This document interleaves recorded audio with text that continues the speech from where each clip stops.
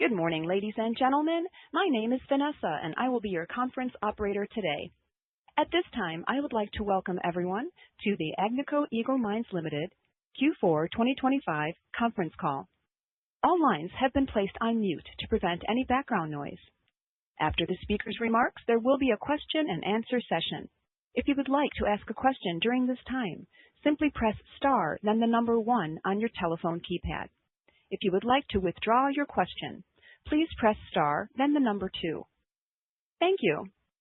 Mr. Ammar Al-Jundi, you may begin your conference. Thank you, operator. Good morning, everyone, and thank you for joining our Agnico Eagle fourth quarter and year-end 2025 conference call. I'd like to remind everyone that we'll be making a number of forward-looking statements, so please keep that in mind and refer to the disclaimers at the beginning of this presentation. This morning, we're pleased to announce another strong quarter, capping off a remarkable year.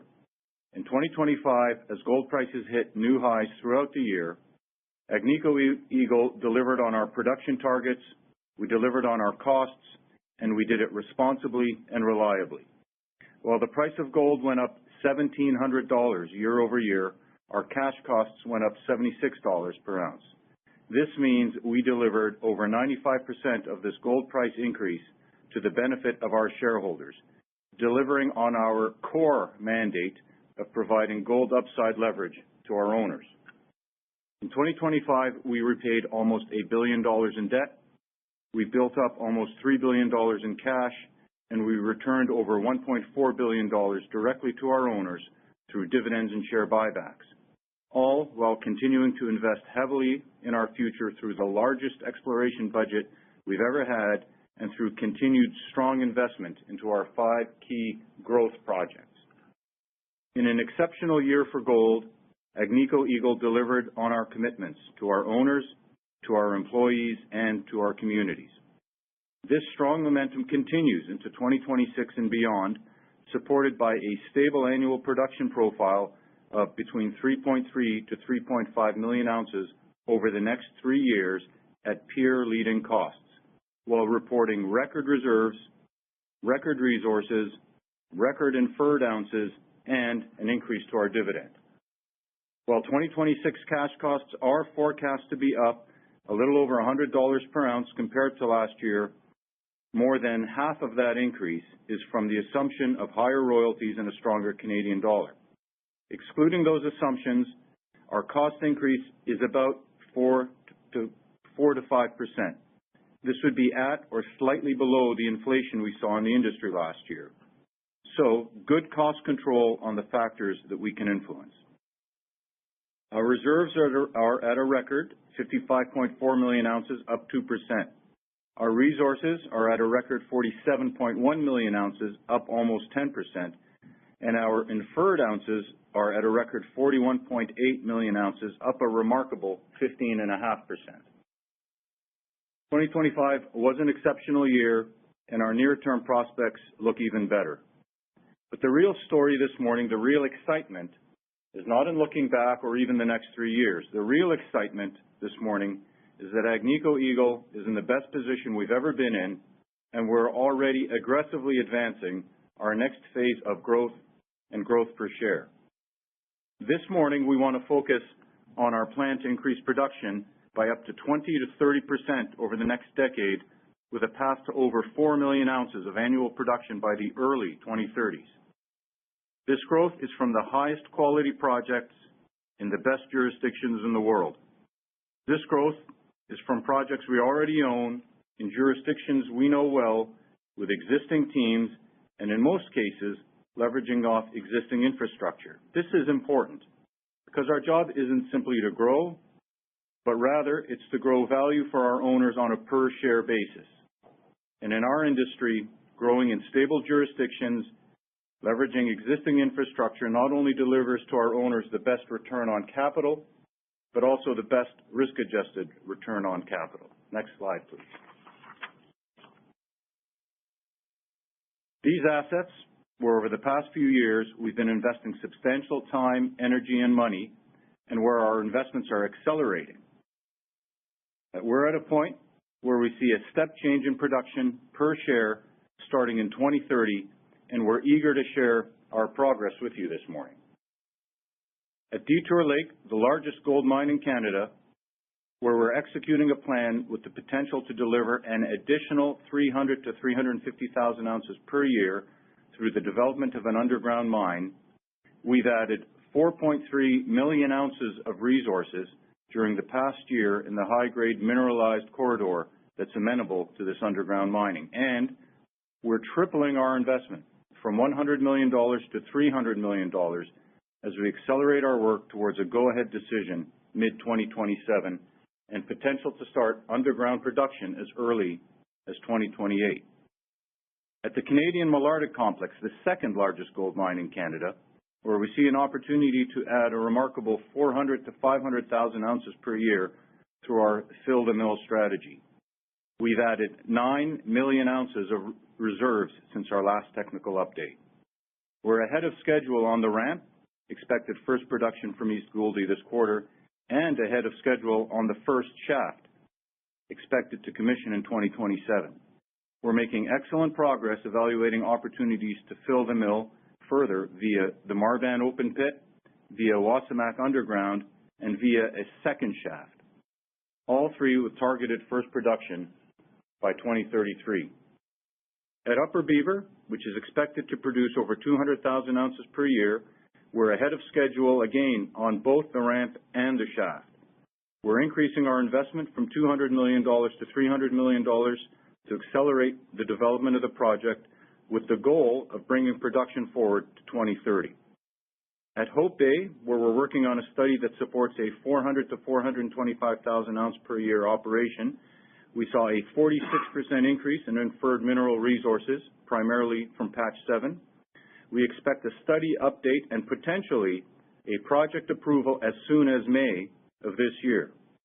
We continue to make good progress at San Nicolas and hope to have permits to move forward shortly. These projects alone have the potential to add 1.3 to 1.5 million ounces of highly profitable annual production, and in each case, we've made excellent progress and we're moving forward aggressively. With that introduction, I will now turn over the presentation to our CFO, Jamie Porter, to review our third quarter and full year results. Thank you, Omar. As Omar mentioned, we delivered record financial results in 2025, driven by a strong operating performance, disciplined cost control, and a supportive gold price environment. We finished the year with a solid fourth quarter, producing approximately 841,000 ounces of gold at total cash costs of $1,089 and all-in sustaining costs of $1,517 per ounce. Costs increased quarter over quarter, primarily due to higher royalties, lower production volumes, and higher costs at our Meadowbank mine associated with extending mine life. Despite higher costs, we delivered a number of financial records in the fourth quarter, including record adjusted earnings of approximately $1.4 billion or $2.70 per share, and record free cash flow of over $1.3 billion or $2.62 per share. For the full 2025 year, we exceeded the midpoint of our guidance with gold production of 3.45 million ounces, underscoring our consistent track record of execution. Total cash costs and all-in sustaining costs were $979 and $1,339 per ounce, respectively. Both were slightly above the top end of our guidance ranges due to higher royalty costs driven by an average realized gold price of $3,454, nearly $1,000 per ounce above our guidance assumption. If we exclude the impact of higher royalties, our total cash costs would have been $937 per ounce, $42 per ounce lower and below the midpoint of our guidance, again reflecting strong cost discipline and execution by our operating teams. With this performance, we generated strong leverage to the gold price, capturing approximately 95% of the increase in gold price and margin expansion, and delivered record financial results across the board, including approximately $4.4 billion in free cash flow for the year. If we turn to the next slide, our record financial performance and continued margin expansion benefited our shareholders both through increased direct returns and through a materially stronger balance sheet. In 2025, we repaid approximately $950 million of debt and increased our cash position by $1.9 billion, ending the year with $2.9 billion of cash. We delivered record shareholder returns through share buybacks and dividends, totaling approximately $500 million in the fourth quarter and a record $1.4 billion for the full 2025 year. We are in the strongest financial position in our company's history, and we believe we are exceptionally well positioned in the current gold price environment. We expect to continue to increase shareholder returns. We increased the quarterly dividend by 12.5% to 45 cents per share, and at current gold prices, we expect to be more active on share buybacks. To support this, we intend to renew our normal course issuer bid in May and increase the purchase limit up to $2 billion. In 2025, we returned approximately one-third of our free cash flow to shareholders, and we see the potential to increase that to 40% or higher this year, with flexibility depending on the gold price and the needs of the business. At the same time, we remain focused on further strengthening our financial position. As a reminder, given our strong profitability, we are required to pay a significantly higher cash tax liability related to the 2025 fiscal year this February, which is approximately $1.3 billion, and we have the cash on hand to fund that obligation. Lastly, and importantly, we continue to deploy capital in a disciplined manner to advance our highest return organic growth opportunities. While current gold prices are driving strong cash flow generation, we remain committed to disciplined capital allocation with a continued focus on enhancing long-term shareholder value. We move on to the next slide. We have updated our guidance and continue to expect stable production levels over the next 3 years. We're especially proud of the work our team has done as we were able to provide an improved outlook for 2028 relative to consensus, supported by a life of mine extension at Meadowbank and higher levels of production from Canadian Malartic, Fosterville, and Kittilä. We turn to cost. The midpoint of our 2026 guidance ranges are $1,070 per ounce for cash costs and $1,475 per ounce for all-in sustaining costs. Approximately 60% of the increase in cash costs relative to 2025 reflects higher royalties, driven by a higher budgeted gold price of $4,500 per ounce and the impact of a stronger Canadian dollar. The remaining 40% of the increase reflects expected inflation of approximately 4 to 5% and the impact of lower grade mining sequences. Beginning in 2026, to enhance consistency and comparability across our Nunavut operations, we have adjusted the calculation of total cash costs and all-in sustaining costs to exclude certain payments at Amaruq that are made to the NTI, an organization representing the Inuit of Nunavut. These payments have similar characteristics to mining duties we pay under the Nunavut mining regulations, which are already excluded from the calculation of total cash costs and all-in sustaining costs. Our cash costs and all-in sustaining costs remain hundreds of dollars per ounce below those of our peers, reflecting the quality of our asset base and continued cost discipline. We look at our capital expenditure guidance. It reflects our focus on reinvesting in the business to lay the groundwork for our next phase of growth. We are accelerating capital at Detour Underground and Upper Beaver through mid-2027. In addition, Hope Bay represents an attractive growth opportunity. If approved, we expect additional capital of approximately $300 million beyond what is currently reflected in the guidance for 2026. Dom, Natasha, and Guy will provide further detail on these projects later on the call. Together, these projects represent compelling opportunities that deliver strong returns with significant upside and the potential to create value for decades to come. Overall, our updated guidance reflects a consistent and reliable business at peer-leading costs as we continue to advance our pipeline of growth projects and remain well-positioned to deliver meaningful leverage to higher gold prices. With that, I'll turn the call over to Dom. Thank you, Jimmy. Good morning, everyone. In my part, I will cover the operation and key project highlights for Quebec, Nunavut, and Finland. Q4 have been a very stable, again, consistent quarter that contributed to a strong 2025 on production and cost. Thanks to all employees and management teams for their commitment, engagement, but specifically about the collaboration to keep improving the business. And a good example of that collaboration is about how we do a better usage of our data. It is highlighted here in the outlook. At LaRonde, the last 6 months, they've worked on telemetry to analyze the data, the behavior of the equipment, and the behavior of the operator to better understand how this was going. And they've been able to improve the number of hours on the transmissions and motors from 3,000 hours up to now 6, 7, 8,000 hours. This has been done by building an in-house expertise on analyzing data and finding trending, and then getting back to the operator, getting back to the trainers to go in that direction. So this is a good way to be more efficient, and this is also something which is transferable to other operations and other projects that we're currently building. So through that collaboration, now we're transferring that to Goldex, and then it's going to go also to other divisions. Same thing with the fleet management system. We're piloting right now at LZ5.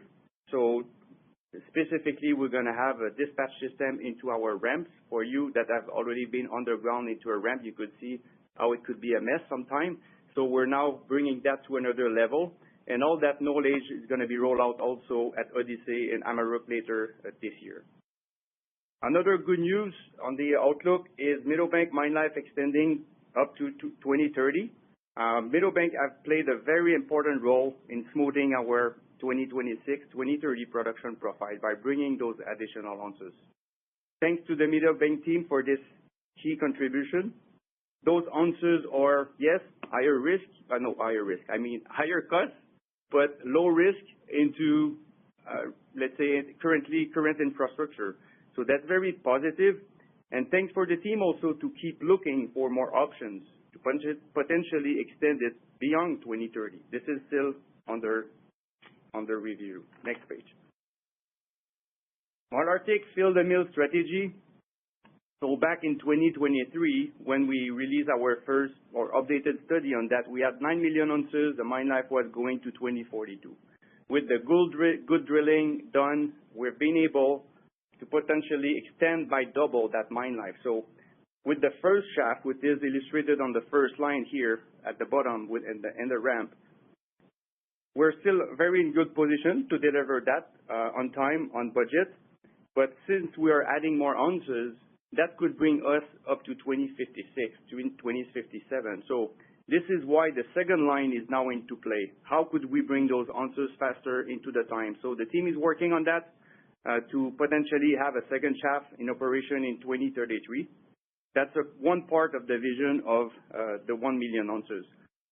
Again, back to the 2023, we at the time set a vision, okay, how could we bring that to 1 million ounces using just 1/3 of the mill?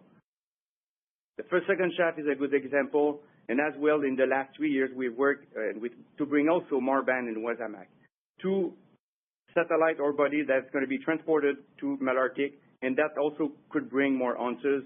If you do the sum of that, we're at the 1 million ounces. We are progressing well into the studies, and we're targeting to give you more information on that potentially end of Q3, early Q4 next year, that you're going to be able to have a better view on all of them. So very positive news. The fill-the-mill strategy is taking place, and there's still room also at the mill. If you do the sum all of that, you're going to be at 46,000 ounces per year. So there's still over 25 drills running into the region around Canadian Malartic, and who knows where we're going to be in 3 years from now. Next slide. At Hope Bay back in 2021, after the acquisition of TMAC, we quickly set a target to bring it over, let's say, north of 350,000 ounces per year to make that project economical. So the good news is we're reaching that now, and we're looking to release and to give you more information about that in May this year. The study looks like 6,000 ton per day, north of 400,000 ounces per year, so we're reaching our target. We're going to be able to start to, let's say, a first kickoff of 10-year life of mine. This is what we're looking for. And if this goes forward, we're going to be able to spend, we're well prepared to spend an additional $300 million on top of what we're guiding right now. So it's very positive. And the study is built on strong foundation using Meliadine and Amarok mine benchmark. So we know what's going to be the cost. We know how we're going to operate that. It is backed with historical background, historical information on the OPEX, on the CAPEX, how it's going to cost to build. Secondly, we're going to be over 50% of engineering. That was a clear target. We're reaching that. And on the execution, it's not our first barbecue in Nunavut, so we know how to do it. It's going to be the same team using the same contractors or partially same contractors, and we know it's going to be a success. On that, I will pass the mic to my great teammate, Natasha. Thanks, Dom, and good morning, everyone. I'll cover the operational highlights for Ontario, Australia, and Mexico. The regions delivered full-year production as planned and demonstrated balanced execution across the portfolio. And at the same time, they continue to advance initiatives to further optimize our performance. At Macassa, we're very proud of the team as we've achieved record gold production. And in 2025, anticipating declining reserve grades in the coming years, the team proactively initiated work to increase mill throughput. And now in 2026, we continue to advance these initiatives with a target to increase throughput to 2,150 tons per day by the end of 2027. At Fosterville, we're taking a very similar approach to managing declining reserve grades. We now have a plan to increase the milling and mining rates to 3,300 tons per day by 2028 through various optimization efforts. And this plan is expected to support annual production of somewhere around 160 to 190,000 ounces starting in 2028 and into the early 2030s. And we continue to see significant upside at Fosterville through exploration to support mine life extensions. At Detour, despite the pit delays this year, the mill achieved a record annual throughput of 28 million tons. That represents a 35% increase since the mill expansion began 6 years ago. I just want to take a moment to commend the site team for this achievement. It was a lot of hard work to get there, so just wanted to say a quick thank you to the team. The team is now focused on further optimization with a revised timeline to support a more measured ramp up to 29 million tons, giving the team a little bit more flexibility and to optimize processes and embed sustainable operating practices. Now moving to the next slide. The mill optimization that I just spoke about to 29 million tons is part of Detour's next phase of growth, which also includes the development of an underground operation. We're advancing on both fronts, and we have a clear line of sight to achieving 1 million ounces of annual gold production in the early 2030s. In 2025, we made good progress in advancing permitting, in exploration, in high-intensity drilling, in establishing the key infrastructure on surface, and of course developing the exploration ramp. So given our increasing confidence in the underground project, we've decided to accelerate approximately $200 million of capital through to mid-2027. This acceleration of capital is expected to de-risk project construction and ramp up, and also could accelerate the development towards the main ore zone. At the same time, we're also assessing to begin incremental underground production from a shallower western extension zone as early as 2028. So since our last project update in June 2024, the mineral resources have increased significantly. As a reminder, only 4 million ounces were included in the underground study update in June 2024, while our year-end mineral resources are now roughly at 6 million ounces in measured and indicated, and another 6 million ounces in inferred. And considering the continued exploration success, we feel that there is an opportunity for a larger underground mine than the one we first envisioned.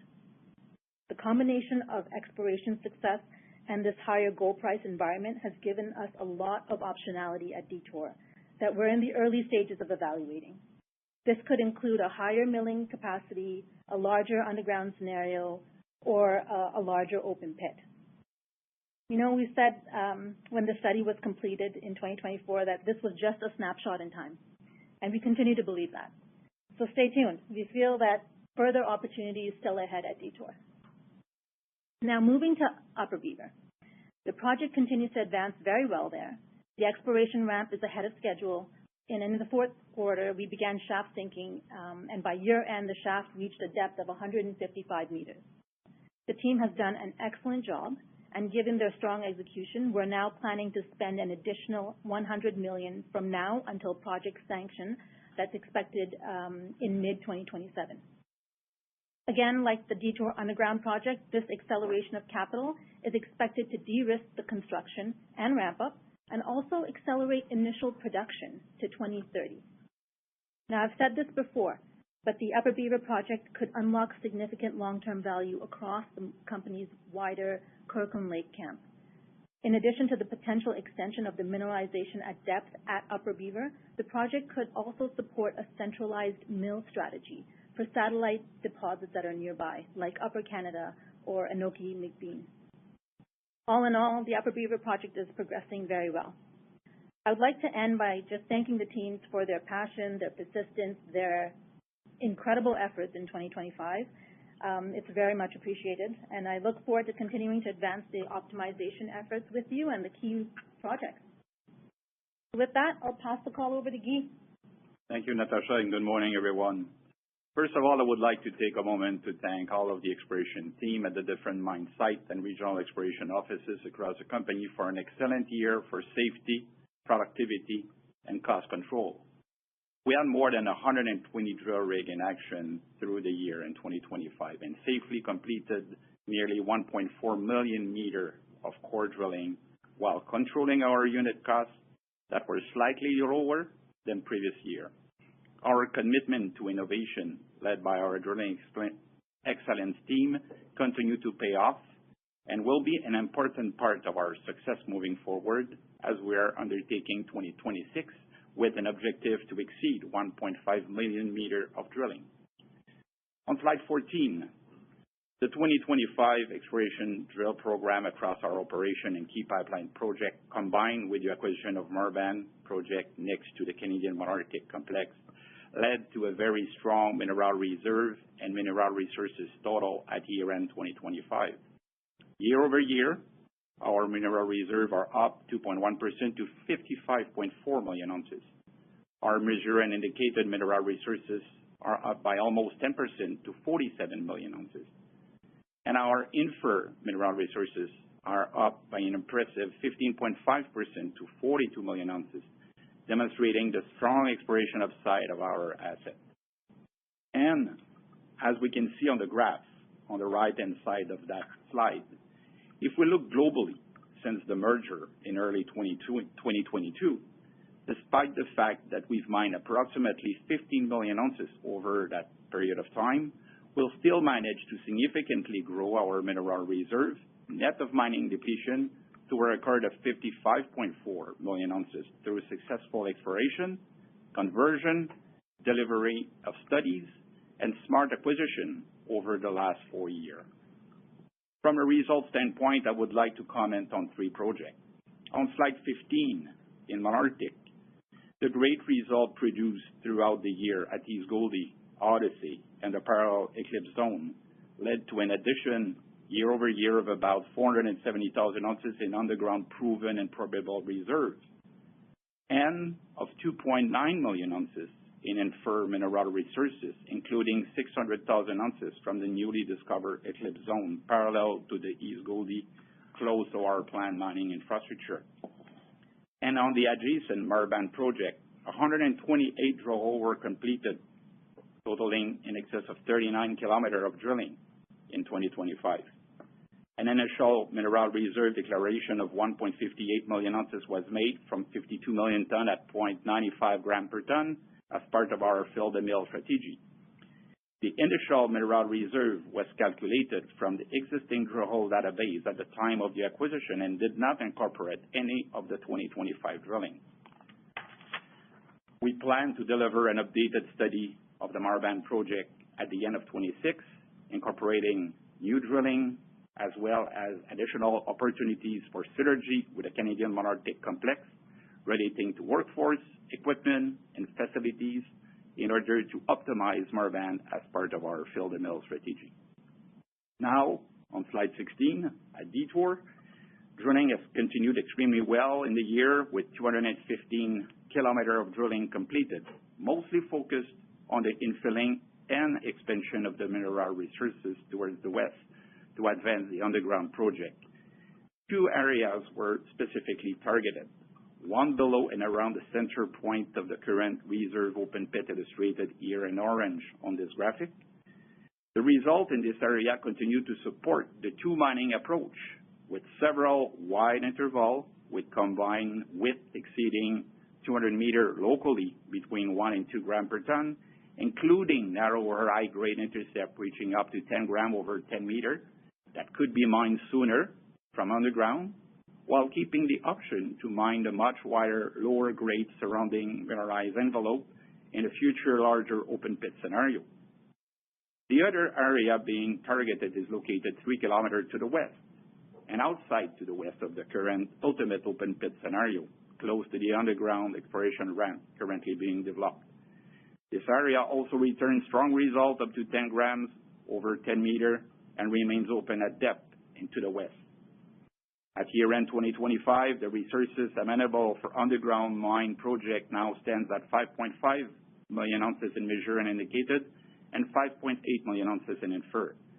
This will provide a much larger mineral resources base for the upcoming update of the Detour underground project compared to the 2024 initial study that incorporated only 4.6 million ounces in the first iteration of the mine plan.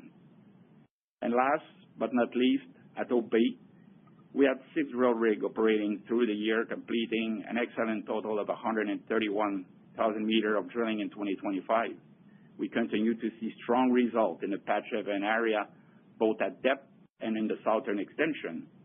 The excellent result provided through the year led to the addition of 1 million ounces year over year in inferred resources, mostly from the Patch 7 area. With a strong addition of mineral resources since the acquisition of the project in 2021, we have a much larger resources base to support the project redevelopment plan that was discussed earlier by Dominic. In 2026, exploration will continue to focus on growing and converting resources to reserve to support the project development and deliver an updated reserve estimate at the end of 2026. So all in all, an excellent year in exploration that translates into a significant addition of reserve to support our short to medium-term production growth vision, but even more importantly, a very significant increase of 15% in our inferred resources that makes us confident in a bright future. These results keep demonstrating the phenomenal exploration upside of our portfolio of projects and the outstanding work being done by our great exploration, technical services, and operation team across our different operation and key value driver project. And on that, I will return the microphone to Amar for some closing remarks. Thank you, Guy. At Agnico Eagle, we're proud of our record of growing value per share for our owners over decades, not only by providing full leverage to gold prices, but also, importantly, by growing gold production per share. As we look forward, we're excited that even as the second largest producer of gold in the world, we see a clear path to a decade of continued and meaningful increases in production per share at peer-leading costs with exceptional risk-adjusted returns. And we're already working on additional projects that have the potential to add even more growth, including early work on Hammond Reef, Timmins East, and Northern Territory. Next slide, please. As you can see, we continue to work hard for all of our stakeholders, and we will continue to build off the same foundational strategic pillars that have served us well over the past 68 years. We're going to continue to focus on the best mining jurisdictions based on geologic potential and political stability. We'll continue to be disciplined with our owners' money, making investment decisions based on technical and regional knowledge, creating value through the drill bit and through smart acquisitions where and when it makes sense. We are uniquely well positioned with a quality project pipeline leveraging existing assets in the best regions in the world and where we believe we have a strong competitive advantage.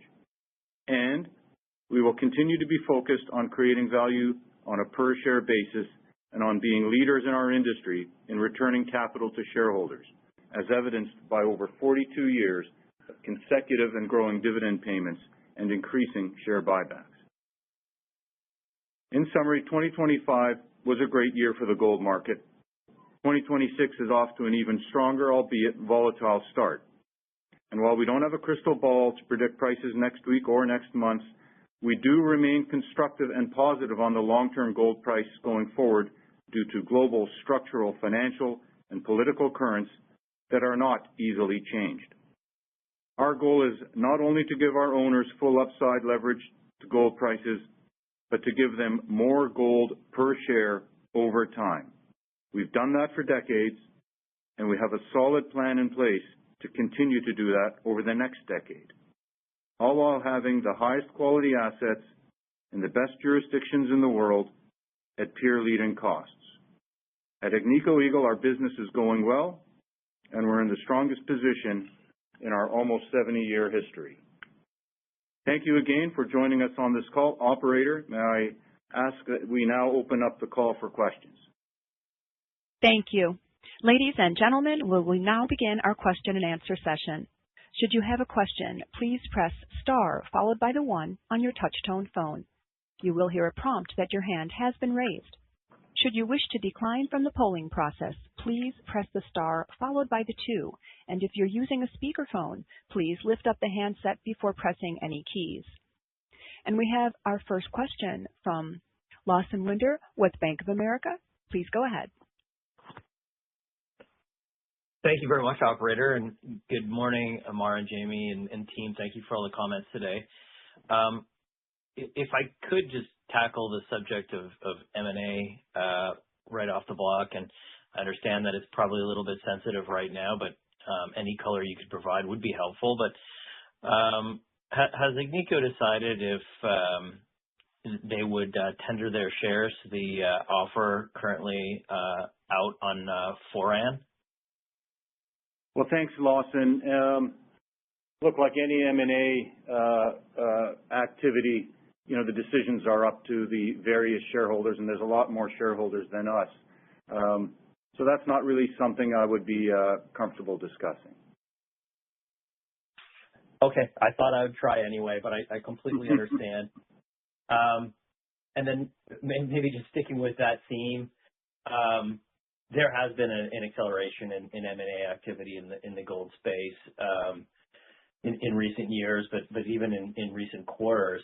What is the current view from Agnico in terms of M&A? And of course, I mean, I acknowledge that you have tremendous growth potential in the existing portfolio, but I mean, opportunities do emerge from time to time. What is the thinking on that, particularly with respect to jurisdiction, but also just respect to your thoughts on potential urgency around M&A? Thanks, Ammar. Well, it's an excellent question, and I'll start. M&A, like exploration, like project investment, is a capital allocation decision, and it's our owners' money, and we take that seriously. And everything we invest in is designed to create value for our owners on a per-share basis. What does that mean for M&A? That means a couple of things. The first part is, are you positioned to be able to identify and assess good opportunities to invest your owners' money, including in M&A? And I think we're very well positioned. You know us. We know everybody in the communities and the regions we work with. We have good relationships. We have, in many cases, a very good understanding of the various assets out there. So we are well positioned, and this is important. Like, it's easy to buy stuff. It's hard to buy stuff that makes money for your owners. So the first thing is, are you positioned to have a knowledge advantage? And I think we are well positioned there. But what I would say, Lawson, is we are willing to move, and we have moved when we see an opportunity on the M&A side that actually creates value per share. We're not interested in just getting bigger. The hard part is actually creating value per share. And so that's going to always be the driver, not only of M&A, but all of our capital allocation decisions. Yeah, thank you very much. We have our next question from Fahad Tariq with Jefferies. Hi, thanks for taking my question. Maybe just to clarify, there were a few cost productivity initiatives mentioned in this presentation. I remember there were a lot more also mentioned in the last quarter presentation. Is this already incorporated in the 2026 AISC guidance, or is this further improvement from the guidance that's provided? Thanks. Dominique speaking. I would say it's partially included, but not all. Natasha and myself, a role to put the bar at the right place for budget and guidance, but we keep some flexibility in that. Okay. And then just on the underlying inflation, I think the comment was made, and this was in the press release, somewhere around 4% underlying cost inflation. Can you just remind us, or any other color on consumables versus labor? Fuel is probably a tailwind at this point. And any key labor agreements that are coming up for renewal in 2026? Yeah, so if Jamie, I can comment on that. I'd say, our biggest cost, apart from taxes now, is labor. It's about 45% of our overall cost structure. And, we've seen labor inflation running in around 4%. Across the other consumables, chemicals, reagents, equipment, parts, and supplies, there's some fluctuation, but overall, I think across the industry last year, cost inflation ran around 5%. So, 4% on labor, 5.5%, 6% on everything else. And I'll make the comment. When you observe what's really pushed costs up in the past, it hasn't been so much that labor costs went up 6% instead of 4%. It's been when you can't get the labor and when you can't get the parts. At $5,000 gold, we anticipate there is going to be more pressure on workforces, but one of the advantages we really believe we have at Agnico is our lowest turnover in the industry. We've been the number one employer in the regions we operate for decades. We have really good relationships with our people, and more than whether it's 5% or 6%, it's going to be, can you keep your turnover low? Are you going to get the kind of productivity that you depend on from really the best workers? And we think we are very well positioned in the market for that. Great. Thank you very much. And we have our next question from Josh Wolfson with RBC Capital Markets. Yeah, thanks very much. If everything goes according to plan with the project portfolio, I'm wondering if we should expect CapEx to increase in future years, or should we think about the current run rate as more of a plateau going forward? Yeah, Josh, it's Jamie here. It's a good question. And I think, with the 20 to 30% production growth starting in 2030 and ramping up through the decade, you're seeing the benefits of that capital spending. Assuming we go ahead with Hope Bay and approve construction of that project in May of this year, that would add about 300 to maybe 350 million of capital. So, if you factor what we've guided, the 2.1 that we guided, another 300 million for Hope Bay, we're about 2.5 billion, 2.4, 2.5 billion in capital this year, plus another 400 million of capitalized exploration. I think that's an appropriate range over the course of the next few years. We will see capitals kind of stay at that elevated level, and then once we start to see that stair-step increase in production in 2030, you'd expect the capital to start to come off. And it's important to note, we are voluntarily accelerating these investments. These are not overruns. These are not things we do. We are voluntarily accelerating because at these prices, these projects really do deliver exceptional returns in the sort of 30 to 60% IRR range. And again, our job is to make our owners money, and if we can make them an IRR of 30 to 60%, that's a good thing. We again, to emphasize, these are voluntary decisions we made to accelerate what we think are the best projects in the world.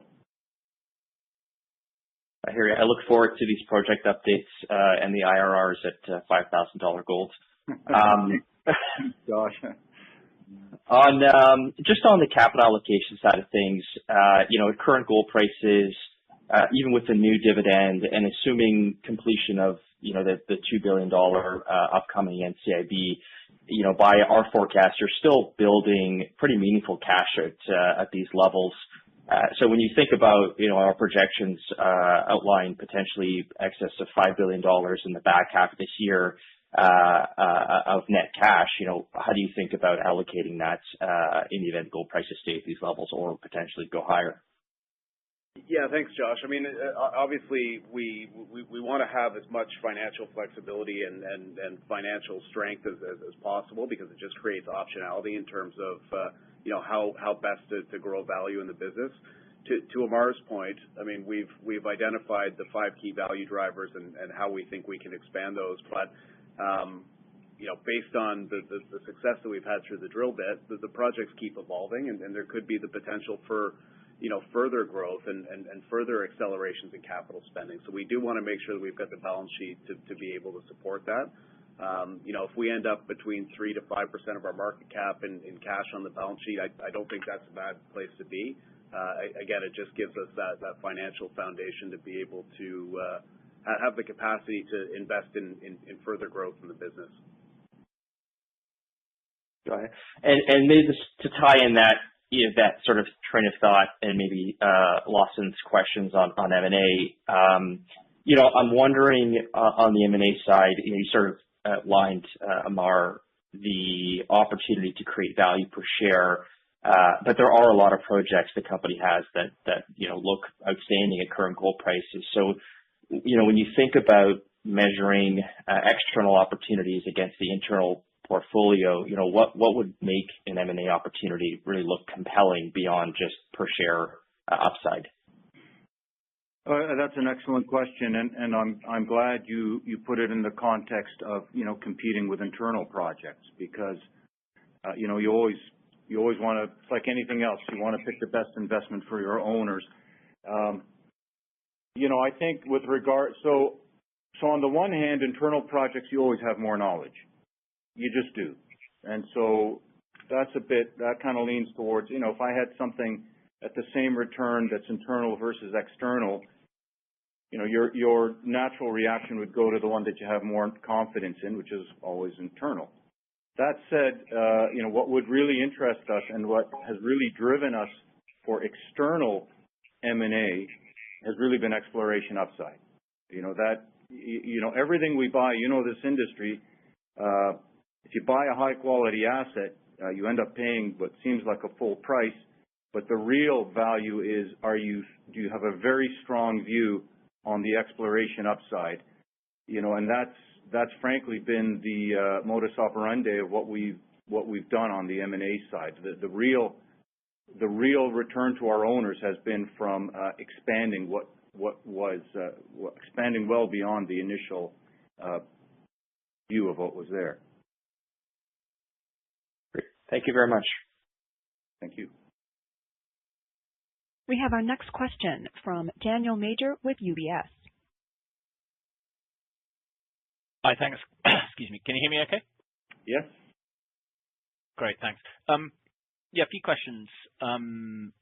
First one, can you give us an approximate cost estimate of the ounces coming from the life extension at Meadowbank, like out to 2030? Well, go ahead. Well, I probably should have said to Dom because he's got more updated numbers. I think the last number I saw was sort of in the $2,200 to $2,300. Yeah, right there. Okay, good. Okay, thanks. Useful. Then, yeah. Sorry, I just wanted to point out that those are additional ounces. So it's not like the costs went up. These are just additional ounces that make an awful lot of money at current spot prices. Something that's interesting, I'll just throw this out there. Meadowbank is on our books for, I think, $866 million. In 2025, Meadowbank made $870 million in cash flow. So it's been really quite a remarkable asset. Okay, yeah, and sorry, just to be clear, that 2,200 is that's an AISC, not a total cash cost. That's correct. Yes. Yeah. Okay. Yeah, just the second one, just to perhaps follow on from the capital allocation question, in terms of returning excess cash. To Josh's question, yeah, I mean, would you consider the combination of buybacks and special dividends in a continued high price scenario, or would you just extend the $2 billion buyback facility? Yeah, thanks, Ed. I think we could really do either. I think there's no reason for us to rule out ever paying a special dividend. That would certainly be a consideration in as you say a continually rising gold price environment. If we achieve that cap of $2 billion and we're still generating excess cash beyond what we need or anticipate needing to run the business, then that would certainly be a consideration. Okay, and then one more if I could, and it sort of incorporates your current project pipeline and other options. You're obviously accelerating capital spend and adding more projects to the pipeline. Do you feel at any point the organization's reaching a limit in terms of technical and kind of human capital? And if that is the case, in terms of other options like Hammond Reef, Taylor, Holt, etc., what could they be worth to somebody else, and would it ever be a consideration to recycle those projects? Again, excellent question. So we always look at how do we get the most money for anything for our owners. So I would say that we are at a point with what we've got on the table very comfortable, but we are using a lot of our people. And so to the extent that we would look at, say, Hammond Reef or some of the others, they would be scheduled to take that into account, the manpower availability. And a lot of these jobs are very, highly skilled, highly specific jobs. But your point is a good point. If it makes sense for someone else to own, one of those assets, and they view that, they can pay our owners more money than we see in it, we would always be open to that. Okay, great. Thanks, and congrats on a great year. Thank you. The gold Our price. next question. Oh, pardon me. Our next question is from Anita Soni with CIBC. Hi, thanks for taking my questions. I think we've talked about capital allocation a lot, but I did want to understand the way you think about the downside on dividends. I get, you guys are conservative and said you never want to cut your dividend. But how did you sort of come up with the 12.5% say versus a 25%? Is there some kind of pricing scenario that you're using in order to determine the dividends, and that's like the baseline scenario that you use? Hi, Anita. Yeah, it's Jamie. There's no specific gold price scenario that we're using in a specific downside scenario to come up with that dividend. The reality is, the gold price could pretty well be cut in half, and we'd be okay maintaining that level of dividend. So I'm very confident in an increase, and the increase is $100 million from $800 to $900 million a year. It's a pretty modest percentage of our overall free cash flow. So very comfortable increasing the dividend to that level. And really, we'll use the share buyback as we'll either increase or reduce that depending on our profitability and cash flow generation. And then secondly, I just wanted to talk a little bit about the project. So thanks for all the detail on the projects. It gives us something to work with to bring to life some of these reserves and resources and that organic pipeline in our models. So could you just specifically on Hope Bay, I guess you're putting out an updated study in May. Could you give us a little bit of a teaser in terms of the capex and the numbers that we could potentially be looking at? Yeah, Anita, Dominic. CapEx is going to be around this $2 billion. Again, we're still working on it, but that's where we're looking for.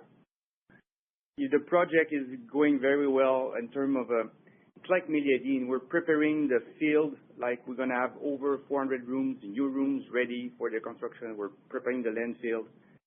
We have currently around 100 people working full-time doing engineering to make sure that we're going to be at 50, 60. And this is what you need to be able to have the capex that's going to be spent. When you have a lot of detail, the good amount of detail, it's easy. You could go and tender. You work with a contractor, the supplier, to firm up your number. That's what we did at Meliadine. We end up 6 months in advance and on budget at the time. We're looking to do the same thing. And as Dominic sort of said, and I think he used the expression, not our first barbecue in Nunavut, but you know, in Nunavut, because of the logistics, if you make a mistake, it's a lot more expensive. And so the team has done a great job on engineering and a great job on preparing the site. You know, I'll add, you know, upgrades to the port facility, upgrades to the laydown facility. We've emptied already the previous mill building. You know, I mentioned the camp, like all the things between preparation and engineering to make sure that you're in the best possible position for execution, which is important in any project and particularly important in projects that have sort of those kind of logistical challenges. Just wanted to say congratulations on the growth. That's truly a standout for the senior group, and also on Hope Bay. I remember you took a bit of flack for that acquisition 4 or 5 years ago, and it looks like it's going to be, I mean, just by my rough math, you're like a sub $300 all-in acquisition and build cost. So congratulations on that. Thank you, Anita. Thanks. And thank you. Our next question comes from Tanya Jakusconek with Scotiabank. Oh, great. Good morning, everybody. Can you hear me? Yes, we can, Tanya. Okay, great. Thank you. And thank you for taking my questions. I was just going to continue with Hope Bay, if I could, from Anita's question. Dominic, can you remind me, you said, you know, if we get the go-ahead in May, and by the way, if we do have a mine tour, Dominic, it better be in May or summer barbecue for us to attend. Can you just remind me of what exactly you have permitted up there to do for that $300 million that would be spent in 2026, and what exactly would that $300 million go for? Yeah, we have all the permit to spend that $300 million. It's not an issue. There's some amendment to do before, let's say, getting into production, but there's no red flag on that. What we're going to spend, it's mainly procurement. It's mainly putting steel, concrete, and everything we need. Again, we work with barge season. It's always what we need to spend from let's say, the first barge in September 26, getting to the September 27. We need to put everything on the boat. So it is approximately 8 boats that we need to fill up and to deliver to site and to start some more work. This is one part of the spending. The other part is to do RAM development. So keep preparing the field to be ready for full production in 2030. So that's going to be the other part where we're going to spend money. Okay. Look forward to that study in May. And then I have a second question, which comes back to this capital allocation again. Wanted to understand, Ammar, from you. First of all, as I look at all of these projects and think about the time frame of 2031 for some of these to come in and 23, should I be thinking that there's about $5 billion of capital to support this growth? Is that somehow how I should be thinking about it? Or maybe Jamie can help me out on that as well. Yeah, sure. I mean, at a really high level, if you walk through each of the projects, Detour Underground's, potentially, if you round up $1 billion, Upper Beaver's $1 billion, Hope Bay is $2 billion. Beyond that, we'll be providing an update on San Nicolas likely, later this year. But yeah, $5 to $6 billion of growth spending over the course of 26 through 2030.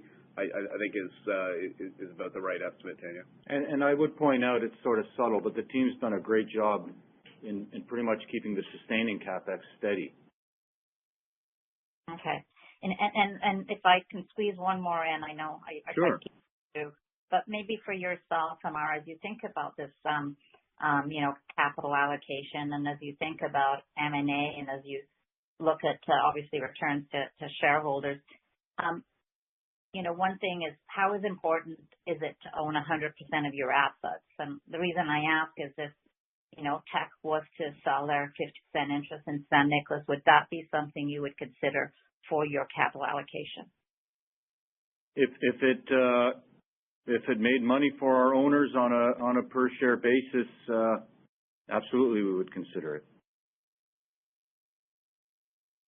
Okay, great. Thank you. And thank you. Our next question is from John Tumazos with John Tumazos Independent Research. Thank you very much. We increased the underground resources at Malartic this year, 7.5 million ounces. Should we expect 7.5 million more in the coming year, or are we getting done with it first? Then second, in terms of converting the inferred resources eventually to reserves, is it more efficient to wait until after 2030 when the first and second shafts might be done, significant development has been completed, and the zones can be either visually inspected or channel sampled or close space drilled from underground without the substantial cost of half-mile or 1-mile holes from surface?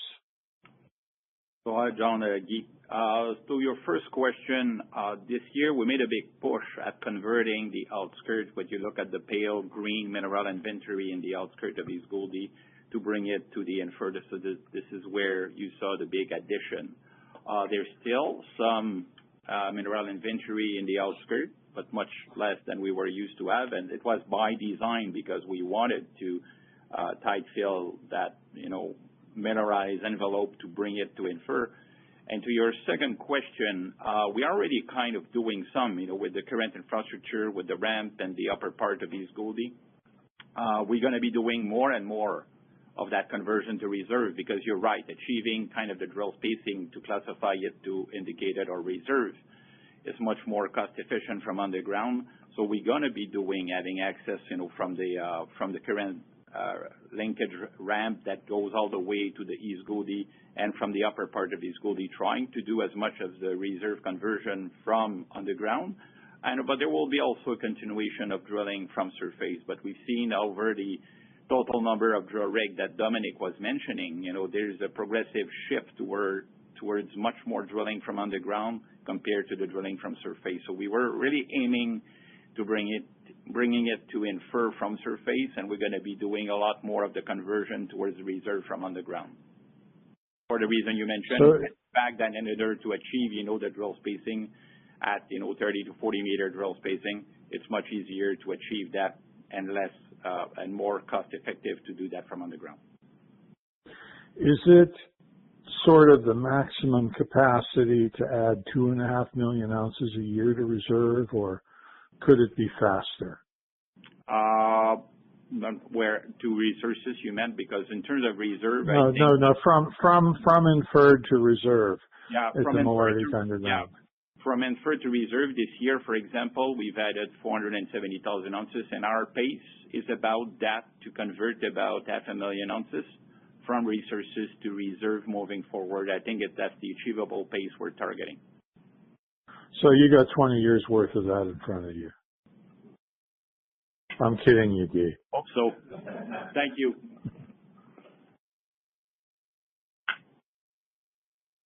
And thank you. We have our next question from Bennett Moore with J.P. Morgan Chase. Good morning, Amar and team. Congrats on a record year, and thank you for taking my questions. Could you unpack the slowing of the mill ramp and change of sequencing at Detour Lake a bit further and implications on cost and CapEx for the next few years ahead of that growth trajectory into next decade? Sure. You talking about the timeline, Bennett, for the mill ramp up at Detour? Yes, and any implications, I guess, also including, incremental stripping and things like that. Okay, sounds good. So I'll start with the mill. So in terms of the mill, we did reach 28 million tons this year. It's a remarkable achievement for the team. The mill has been in expansion mode for the last 6 years, Bennett. And so the team was looking to take a bit of time to stabilize the throughput and ensure that we have the sustainable operating practices in place. And this just gives the team a little bit of flexibility. So with respect to the timeline, we're looking at still getting the mill up and running to 29 million tons by 2030. And at the same time, when we reran our life of mine plan, we're looking at reaching the million ounces in the early 2030s. So not much of a change on that end yet. Yeah, part of the thing with, and this is getting it maybe a little bit pedantic, but it's not just the throughput, it's make sure you don't have any recovery issues, you don't have any reliability issues. So Natasha's point, it's, they've done a great job, and, I think we have some of the best people in the world on that, and we always take their advice, on how to do things the best way.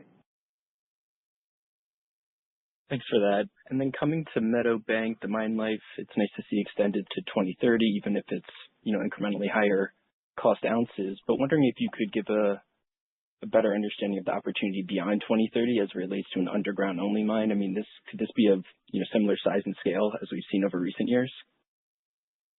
Yeah, the team are targeting, and again, this is very conceptual, 250. Is it something possible we know it is going deeper underground, so we could just keep mining. They're also looking for smallest pushback here and there. They're looking below what we've mined at Goose at the time, below what we've mined at Vault at the time, putting that together to see could we extend the Meadowbank. Of course, the 5,000 US per ounces gold price is very welcome for Nunavut, for Meadowbank. It is also very welcome because the drill keep running, and who knows, we just need one hole, and that could change the picture. So it's very positive. Yes, it is higher cost, but as Ammar mentioned, it is on top of with existing infrastructure with minimal capex to deliver that. So we're still working on it. Maybe 2020, I would say not before 2027. We could give you more on that. Let's see how the team's going to be able to work at it. Understood. Thanks so much and best of luck. Thank you. And thank you. There are no further questions at this time. I will now turn the call over to Mr. Ammar Al-Joundi for closing remarks. Thank you, operator, and thank you everyone for joining us. Please for those of you who get the long weekend, please enjoy it with your families. Thank you. And thank you, ladies and gentlemen. This concludes today's conference call. We thank you for your participation. You may now disconnect.